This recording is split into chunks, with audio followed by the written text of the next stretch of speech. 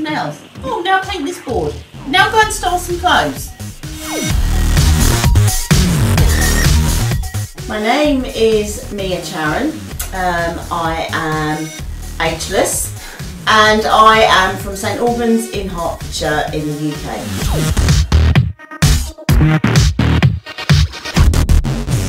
Okay, when I made my debut in 2012 at the Stevenson Theatre, initially I was going as a supporter to the production. Little did I realise that I would suddenly be thrown in at the deep end and be part of the backstage technical team. That was the best surprise that I could have possibly had, and since then it has opened many, many doors and led me to where I am now. The preparation for that was so intense. I had no idea what was expected of me or the level of intensity that I was about to enjoy. The pace is non-stop. The backstage team have generally worked hammer and tongs, fought tooth and nail to get that production up to where it is. Behind the scenes there are a lot of frenetic ducks with little legs paddling underwater like the clappers. You have no idea. There was a limited amount of staff, and pretty much we covered a lot of bases between us, myself included.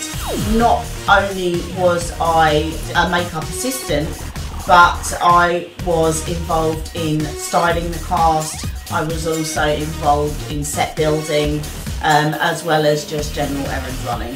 That launched me into my first Broadway experience, so thankfully now I'm fully versed in what's involved. This time round, it's not impromptu.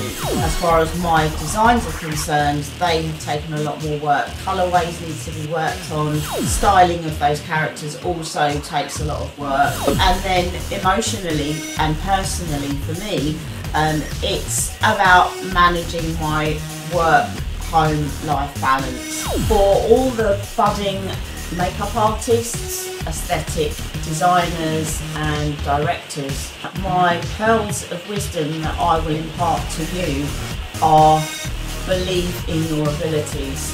Remain passionate about what it is that you're doing. Persevere as much as you possibly can. There will be many doors that sometimes feel like are being closed, but with those closed doors, others will open. So you just have to be available and open to the opportunities that are presented to you. Don't be closed-minded about anything that comes your way. It may seem insignificant at the time, but be open to it. The climb is endless, so just keep pushing.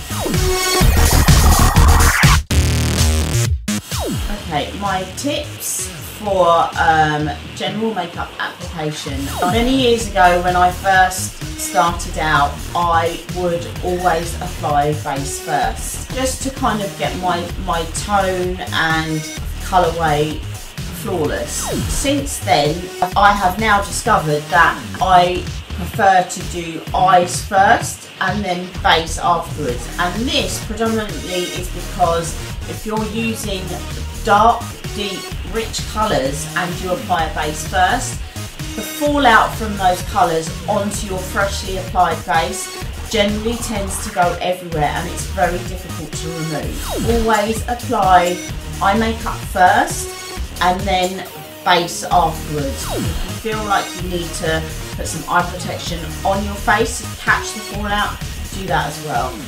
Anything goes. My tip for a nice eye makeup, it varies. It depends on the look entirely that you're going for. If you want to have a natural eye, there's no need to apply a multitude of colour.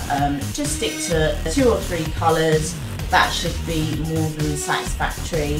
For a more intense look, I always prefer to apply an eye primer that actually allows the eye makeup and colour to sit perfectly without smudging or moving or going anywhere, and it also allows the depth of colour to hold on the skin. The look that I'm wearing today, which is a cut crease, which is the definition of the eye, enhancing the socket, the brow bone and the lid. Okay, for lip application, always try to exfoliate the lip. Nothing looks worse than having a beautiful lip colour with a dry flaky lip underneath. This keeps the lip plump, it keeps the skin around it smooth, and it also will allow your lip colour to hold for much longer.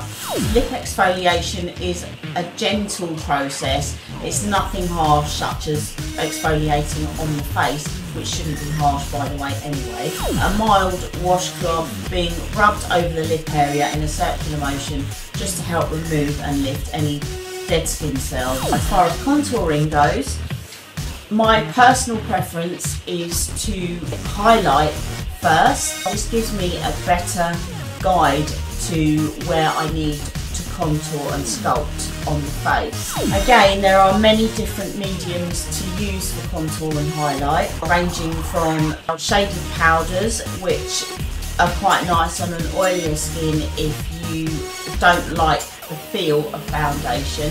That generally works quite well. You can use highlight and contour creams, they usually work quite well, or you can use a mixture of foundations. I like to highlight the cheeks first, nose, chin and forehead, the T-zone area, and then right along the cheek. Contouring will fall into the hollows after that, and then blend. There's no other rules other than that. Just blend until you cannot see any defining lines. Job done.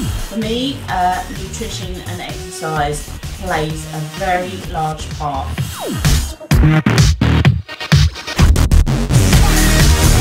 Obviously, beauty comes from within, and without diet and exercise, the beauty cannot radiate from you. For me personally, I try to keep my diet on point. Generally, I'm good, say 80% of the time. 20% of the time I do try to relax the reins. Nobody likes to feel that they are being restricted 100% of the time. As far as exercise is concerned, there is no need to pound yourself into an oblivion. I have incorporated health and well-being into my own lifestyle because, as I've said previously, you are what you project. After all, they say you are what you eat. So eat cleanly. By that I mean try and eat fruit, vegetables, a good source of protein, whether that be meats or dairies or nuts or pulses, and then try and drink water, because at the end of the day, without water your skin is not hydrated. If your skin is not hydrated, your skin doesn't look good and it doesn't wear makeup very well. So diet and exercise is paramount. Thank you so much for watching my episode of From Me to You. All the details are listed in the box below. Please also put a nice little thumbs up on this video and subscribe to What's the Benefit. Please come check us out on replay 2015 on Broadway.